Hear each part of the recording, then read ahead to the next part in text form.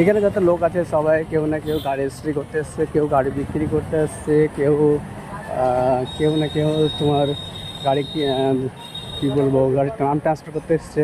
অনেকজন অনেক প্রবলেমে তারা বহরমপুরে এই জায়গাটা আছে, দেখতে পাচ্ছ এই জায়গাটা। এখানে আছে গাড়ির নাম ট্রান্সফার, সব কিছু এই অফিসের মধ্যে হয়। এটা বহরমপুর একদম বাস স্ট্যান্ডের কাছে।